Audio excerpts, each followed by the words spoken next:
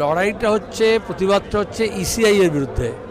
BJP, RSS, Modi government ইসিআইকে দিয়ে আমাদের এখানে বিভাজনের রাজনীতি এবং প্রান্তিক মানুষ, সংখ্যালঘু মানুষ, মুসলমান, আদিবাসী, তপশিলি, মতুয়া, উদ্বাস্তু তাদেরকে নাস্তানাবুদ করছে।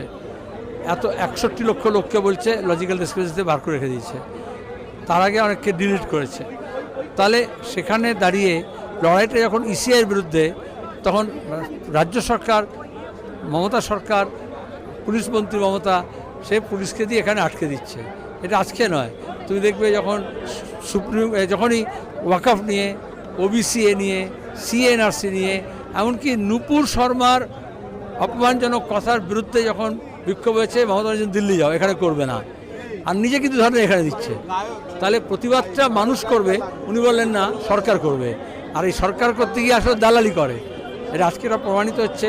লড়াইটা যখন ইসিআইয়ের বিরুদ্ধে, যখন নির্বাচন কমিশন, নির্যাতন কমিশন হয়েছে, তখন মমতা পুলিশকে দিয়ে আটকাচ্ছে। সাধারণ মানুষের এই যে বাক বিরুদ্ধ করা, কেন সরকার এটা করতে চায়? এটা আসলে আমাদের সংবিধানের ভিত্তি হচ্ছে গণতন্ত্র এবং ধর্মনিরপেক্ষতা।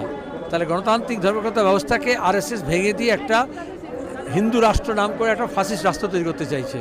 সেই জন্য কোথাও সরাসরি গুজরাট থেকে এখানে শুভেন্দু পর্যন্ত আপনারা দেখলেন ধর্মনিরপেক্ষতাকে চ্যালেঞ্জ করা হচ্ছে, গণহত্যা থেকে কালকে যা বলেছে। আর মমতাকে দিয়ে দিল্লি পর্যন্ত আমাদের গণতান্ত্রিক অধিকারকে কেড়ে নেওয়া হচ্ছে না। যোগী উত্তরপ্রদেশও দেখবে বাক স্বাধীনতা কেড়ে নেওয়া হচ্ছে, অ্যাক্টিভিস্টকে জেল দিচ্ছে, সাংবাদিককে জেল দিচ্ছে, এখানে মিথ্যা মামলা করছে, প্রতিবাদ করতে দেবে না, মুখে লুকোপ্লাস লাগিয়ে থাকো, পুলিশকে দিয়ে মারছে, আনিস খানকে খুন করেছে, তামান্নাকে খুন করেছে। তাহলে আসলে আরএসএসের প্রজেক্ট হচ্ছে গণতন্ত্র এবং ধর্মনিরপেক্ষতাকে নষ্ট করা, আলাদা এজেন্সিকে দিয়ে সেটাকে ধ্বংস করাচ্ছে। মূলত উদ্দেশ্য একটাই। এই বাক বিরুদ্ধের কি অবসান কোনোদিন ঘটবে বলে মনে করেন? অবশ্যই হবে। এই জন্য তো জোরসে আরও প্রতিবাদ করতে হবে।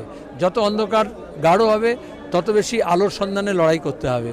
যত বেশি গলা টিপে ধরবে, তত বেশি চিৎকার করতে বলতে হবে। অভয়া মঞ্চের সময়, অভয়ানন্দের সময় বলেছিলাম না, বল মেয়ে তুই চিৎকার করে বল যত দূর শোনা যায়।